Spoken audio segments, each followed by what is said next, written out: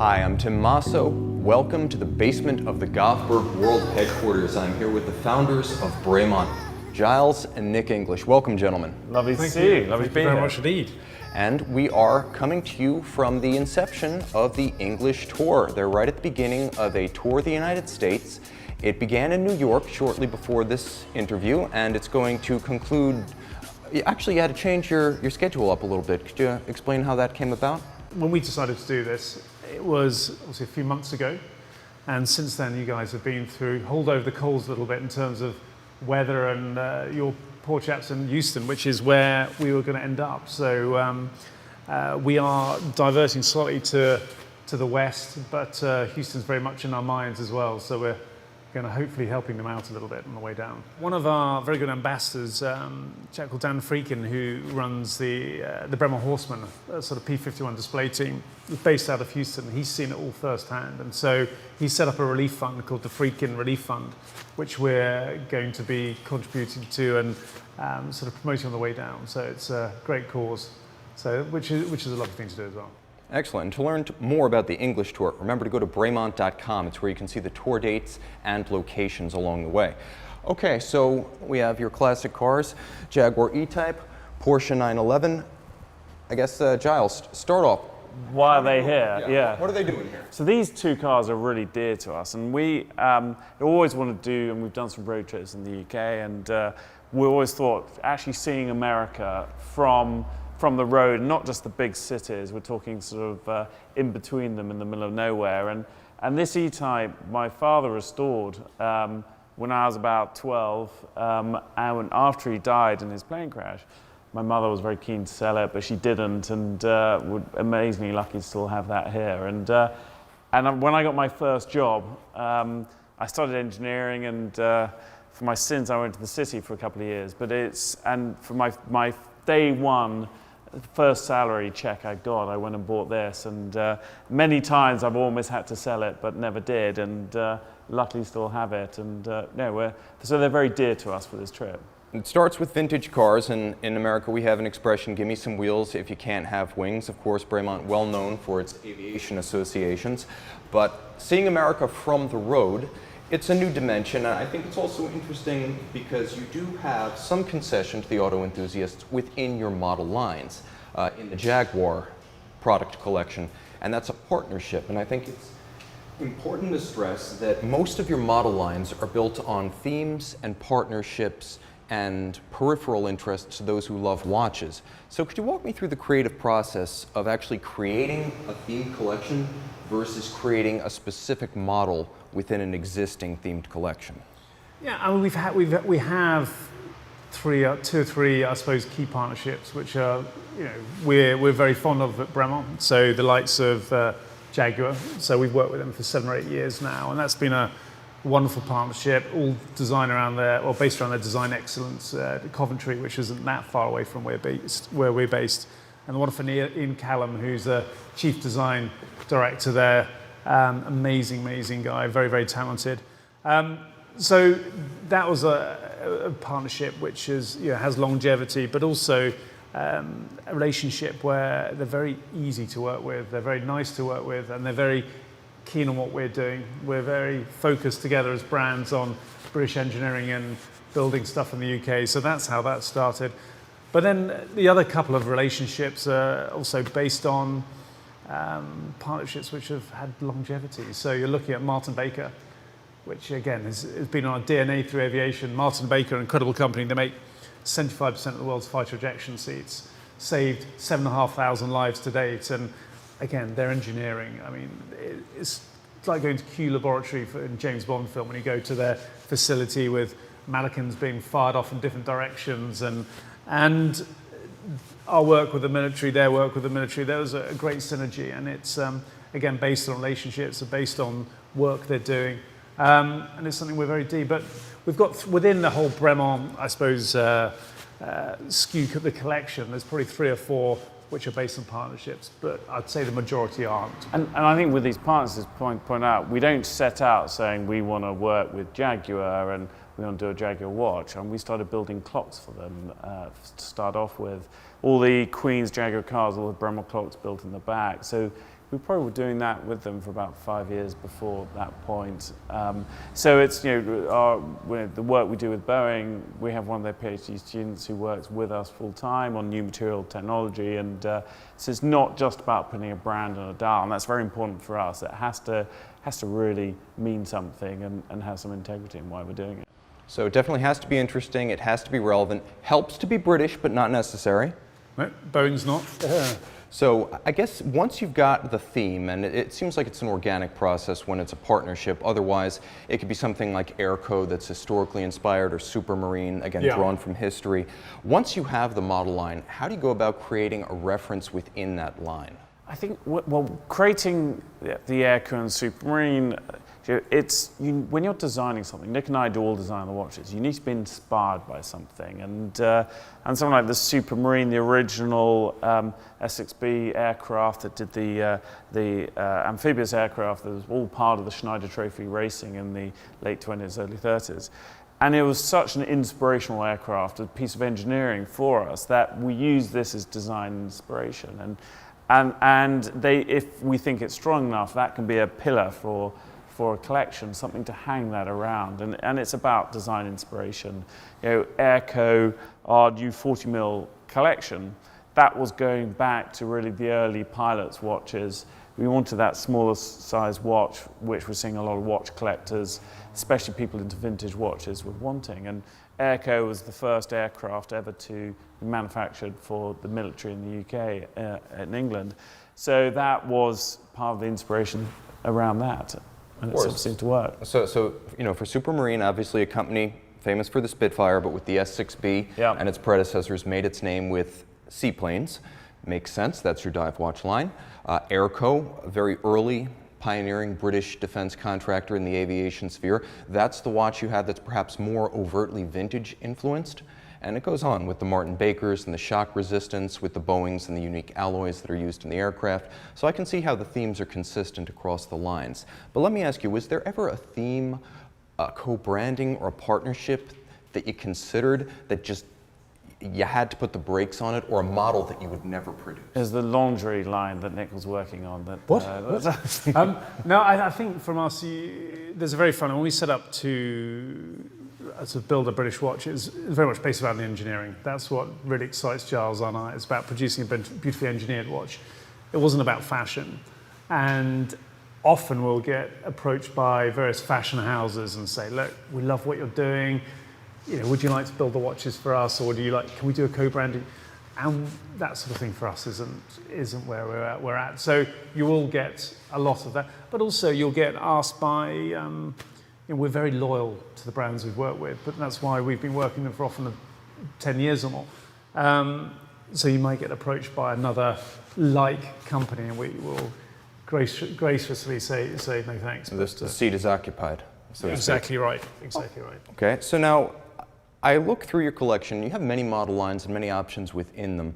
If you, again, you can pare this down, but if you were to put together just a three-piece collection that exhibits the values, the ethic, and I think the strongest suit of Bremont, what three watches would you each pick? For me, they're all our babies, so it's a bit like who's your favourite child, isn't it? But it's... and Giles has got quite a few dotted around the world. I know there are many different countries and the rest of it. But actually the ones, I think probably for me, the Martin Baker, it's the only watch to have ever gone through live ejection testing in the world, working with them mechanically. It's really looking, the barrel, the technology, that's definitely probably one of them. For me, probably our C Classic, which is one of our first watches we ever designed. And today it just looks as good as it did then, 10 years ago. And it's still one of our best sellers. That's probably up there. And then I think I'd add one of our limited edition watches. And every year or two we come out with interesting limited editions, which are amazingly draining for Nick and I to work on because it takes so much time and effort. But some very strong charitable causes based in it, and they become good collector's items, and I'd probably have one of those in the collection. Okay, very cool. And Nick, does Giles speak for both of you? You should have asked me first, and I'd come up with something very similar. No, the C's and the Martin Bakers are pretty much what Bremont's about. One is pretty the C's are very lovely because you can wear it with pair of jeans, or you can wear it with a suit, and it is so versatile in that respect. And when you see someone with a red barrel, MB1, which means they've ejected from an aircraft, each watch has an incredible story to tell. And that's something very, very special. And that whole three-piece case, and you can do some interesting things with materials. It's quite unique to Bremont on the way the sort of the lugs sort of melt over the case, and that really shows it off well. But these limited editions, I mean, you're doing, integrating pieces of the Wright Flyer from 1903 that we're just about to head down through the Carolinas, and to know that in 1903 this material was on that beach in Kitty Hawk. Parts of the material went to the moon with Neil Armstrong, sewn into his flight suit, and other swatches have been given to presidents, and this bit about this big we integrated into this watch, and you'd never know looking at it until you turn it over, and I think it's a great dinner party piece as well, but also knowing that with all these limited editions, a good percentage goes to charity. So we helped their museum, they're just setting up in Dayton, Ohio. So they all have these lovely stories, and you get completely engrossed, don't you, in the stories. If someone goes and buys one of them secondhand, they enter into the fold, and and they take on a life of their own. And we go around, and Dan Freakin, who is in Houston, he owns Fragile but Agile, the Mustang that we built this limited edition P51 watch out of, and we'll revisit that whole period again. And Bletchley Park, we still stay in contact with these people. So it's it's definitely part of what Bremont's Also, about. what's quite nice for a brand, which is, I guess, celebrating our 10th year this year in terms of selling watches. We started 5 years before that, so we told our wives, which was a bit of a blunder, it would take us a year and a half to make our first watch, and then 5 years later we're sort of sheepishly going off trying to finish it off. But in terms of early limited editions, some of them are going for three times the value they were when they were born. So they become sort of investment pieces in that, right? Which is really nice for a youngish brand.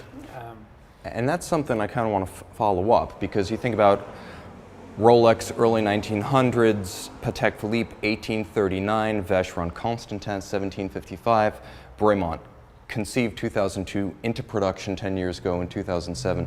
You've come an enormous distance in a short time, but if you were to project forward now, what do you see as the narrative arc of the brand over the next 10 years? Where do you guys want to be? We set out with a clear objective, and that was to do our bit for the rebuilding British watchmaking. And doing that, it's not just about producing a watch, it's about setting up the training schemes for apprenticeship watchmakers, apprenticeship machinists, the facilities, the design skill set in-house. And it's a constant journey, and it doesn't happen overnight, and you have to train up, and you've been working on components, this new movement we've been working on for the last 3 years, and it's totally absorbing. So we feel we're only just starting really what we can achieve, and we're very proud of where we've got, but there's just more and more. And also, that's, I think in 20 years' time, so if you could look back and you can say, okay, what was Bremont about? When Giles is even greyer and I'm even more aligned, you'd be able to look back and say, actually, what was Bremont about? It was about playing a small part, no matter how small, in reinvigorating watchmaking in the UK. And I think that's a big part of what gets us up in the morning. It really is exciting. You've got these kids who they might be 16, they might be 18, they may have been to university, they may have come out of the military, they may have never been in watchmaking before, and they now have a path. They can say, actually, I want to be a watch technician, I want to be a watchmaker, I want to be in quality control, I want to be, but all in the watch industry in the UK, and we can't find watchmakers unless we train them.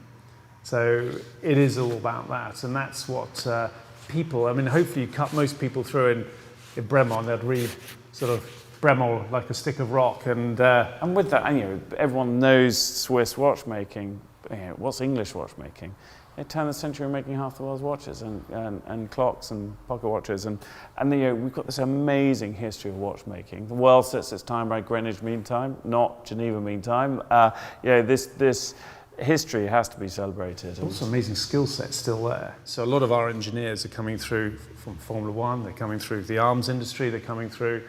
We were talking about earlier. Your human hair is 50, 60 microns. You're producing something between 2 and 5 microns. Same as a you know, it might be a rifle or a Formula One part, and that's where the skill set is very much, and they're interested. It's a new industry for them. So I can see, obviously, there's the ambition to build the company. You know, you've had new facilities, you've hired new staff, there's a lot more watchmaking taking place in-house now with the fabrication of smaller parts as well as, in some cases, movements. But there's also the macro picture. There's, you know, the whole notion that the likes of Laurent Ferrier and Roger Dubuis came out of complication design at Patek Philippe. And that has nothing to do with the narrative arc of the Patek brand, but it had a pretty big impact on the industry as a whole. So, okay. Let's go a little bit off topic because I want to do that. But then again, you guys are into cars and you're into watches and you're into motorcycles and all those good things, so you know the feeling. If there's got to be one men's watch trend of the last 15 years that you guys did not like, now that's your story, 15 years of watchmaking, what's a trend that had to end? For me, it was square watches with round movements in them. So if you're going to do a square watch, you've got to design your movement specially for that case. And it just, as a, you know, coming from the watch background, it's a complete no-no doing that, in my view. So that's a trend that I've seen less of it happening recently, which I'm pleased to say. Okay, fair enough. I think we were joking before the show about dress watches on NATO's, but Nick, do you have a pet hate? No, I think for me, when we started Bremont, we felt a lot of watches were getting very bling, and we loved. I think people who are into vintage watches, part of that attraction is the simplicity. It's the I suppose less jewelry, more watches, but also they went. If you look 10 years ago, they went incredibly big. Yes. I mean, it was bigger, it was blingier, it was how gaudy could you go, and Bremont, we're antithesis of that. It's all about going back, and but that was great for us because we weren't into that, and we never sort of went down that. But and actually, this is why we've gone. You know, we're producing watches which are 40 mil now regularly for blokes, and 30. A lot of guys love 37 mil now, and it's nice to see actually. And that's a fact. I think the anti-Airco, if you're familiar with the Bremont line, was probably the sports watch of 2007, back when everything was bigger and blinger. Yes, yeah. When they were blurring the line between a clock and a watch. It's so true. Yeah, and we saw that, and it just didn't feel quite right. You've still got our father's Navitimer. He won in a RF competition in the 60s, and that was brilliant. You know, it was an incredible piece of kit, but so many watches were then going in different routes, and the vintage stuff was amazing, wasn't it? Well, and we still feel a challenge. You know, America definitely want bigger watches than elsewhere around the world, but I think that has changed recently. Okay, that's a trend that had to end. You heard it from the English brothers right here, guys. Okay, so the English tour, Bremont watches throughout the United States by the road this fall. Porsche 911, Jaguar E-Type, the English brothers right here, Giles and Nick. You can find out more about the English tour on their website, Bremont.com. I'm Tim of Goffberg, and thanks for logging on. Thank you.